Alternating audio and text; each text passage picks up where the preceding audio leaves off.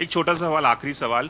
कंगना, अभी हाल ही में किच्चा सुदीप जो कन्नड़ के बहुत बड़े सुपरस्टार हैं, उन्होंने हिंदी फिल्म उन्होंने कमेंट किया था कि साउथ की फिल्में अब टेक ओवर कर रही हैं, बहुत चल रही हैं, और हिंदी एक नेशनल लैंग्वेज नहीं है, जिस पे अजय देवगन ने कमेंट किया था, बहुत बड़ी कंट्रोवर्सी हो गई उस पर, पॉलिटिकल मामला भी हो गया। इस पर आप क्या इस कंट्रोवर्सी को किस तरह से देखती हैं, और हिंदी और साउथ का जो एक झगड़ा निर्माण हो रहा है, एक विवाद हो गया, उसको किस तरह से देखती हैं आप?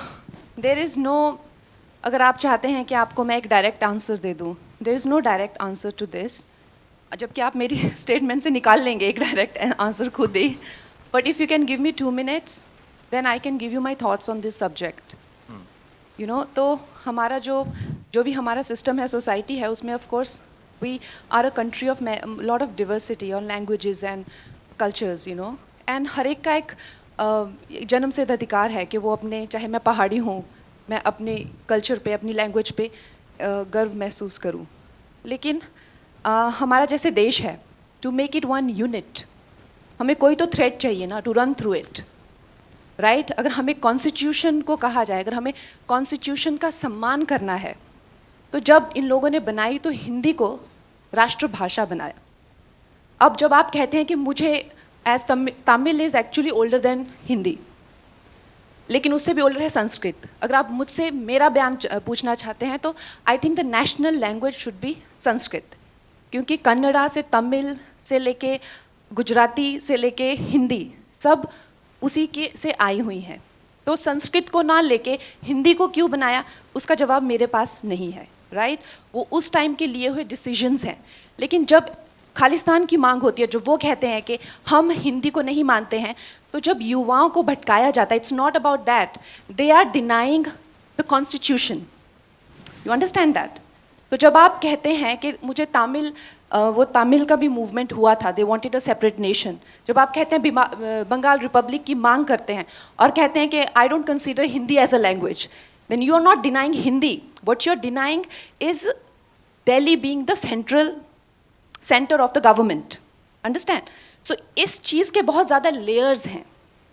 तो जब आप इस चीज़ पे बात करते हैं, तो आपको इन सब लेयर्स का अंदाज़ा होना चाहिए। तो जब आप हिंदी को डिनाई करते हैं, तो जो भी हमारा कॉन्स्टिट्यूशन है, दिल्ली की सरकार को आप डिनाई कर रहे हैं, राइट? एम आई राइट और रॉन्ग? आप दिल्ली को नहीं मानते, क्योंकि हमारा संविधान, चाहे सुप्रीम कोर्ट हो, चाहे किसी तरह के एक्ट बने, चाहे दिल्ली में जो भी सरकार करती है वो हिंदी में ही करती है ना। अगर आप चाहे देश भी घूमते हैं, चाहे बाहर भी जाते हैं, जर्मन हो गई या स्पेनिश हो गए, फ्रेंच हो गए, they are very proud about their language. लेकिन no matter how dark the colonial history is, fortunately or unfortunately, English has become that link. Today, even within the country, we are using English as the link to communicate. Should that be the link, or should Hindi or Sanskrit be that link? Or Tamil? We have to decide that. We have to take that call. So keeping all these in mind, a decisive call should be taken. As of now, Hindi, संविधान में हिंदी राष्ट्रभाषा है। तो जो अजय देवगन जी ने कहा कि हिंदी राष्ट्रभाषा है, तो उन्होंने वो गलत नहीं कहा।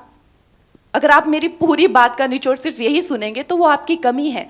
लेकिन अगर कोई ये कहता है कि Kannada is older than Hindi and so is Tamil, तो वो भी गलत नहीं कह रहे हैं।